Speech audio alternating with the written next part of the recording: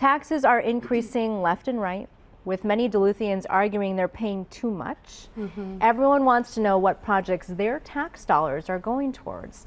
Setting aside current tax-funded projects, give us at least 2 examples of the main things our tax dollars should support. Great question. How we spend our money matters. So budgets are a reflection of our values as a community, as a family, in your own family budget. So a couple of pieces of information. When you pay a dollar of your property tax, 27 cents of that goes to support the city.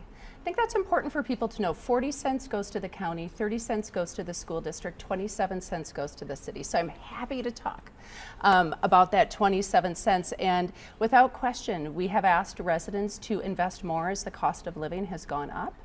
I believe we're delivering really important and good value there. We are making sure that people have parks and libraries. We are ensuring that when you apply for a business expansion, you're getting permitting and you're getting support from staff. We are providing public safety services. All of that is, I think, really important to talk about. My opponent will speak often about property taxes, and we should. What he won't tell you is that in his 5 years as a city councilor, he voted to increase your property taxes 52%, while also adding a $5 monthly streetlight fee, while also transitioning Spirit Mountain and the zoo off of the city budget. So 52% growth plus a streetlight fee. Part of my tax approach has been to bring that all back. There's no more fees, right? A big part of the property tax plan that I set out was to roll that unfair fee back into the property tax. So I think that's important. I believe that 2 of the things that people really deserve is clean water and the infrastructure to get through their day. And so for me, that is the utility, that is the water work that we're doing. Those are the streets that are also being funded separately through that 0.5% sales tax.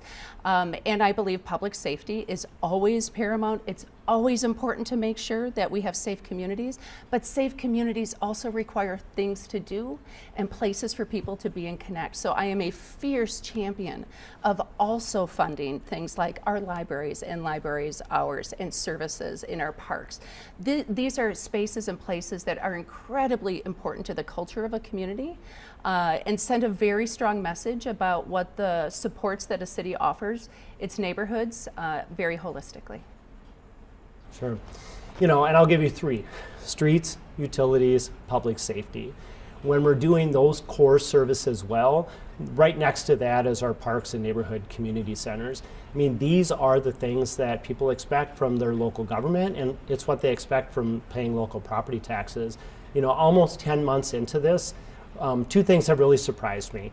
Number one, it's not that people are as much concerned about what they're paying. Certainly they are, but they are really concerned about feeling like they're paying a lot in property taxes and city services have actually diminished.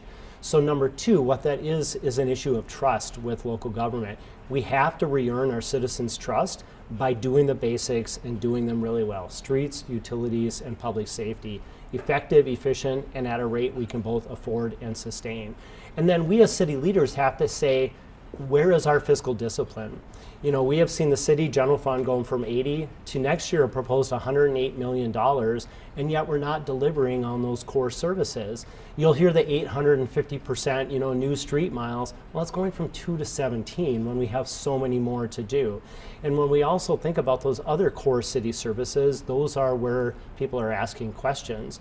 So then we also look at, okay, we've gone from 80 million to 108 million. We also have a healthy budget reserve. We also have a community trust fund, and we still have 24 million of 58 million in American Recovery Act dollars. We have almost an entire year's general fund on the sidelines. So the question is why? Why do we still need to do a 9% property tax levy last year, a proposed 2% property tax next year levy? when we have those fiscal resources at our ready. So what I would say to taxpayers is we have to do the basics, we have to do them really well, and we have to regain your trust as taxpayers.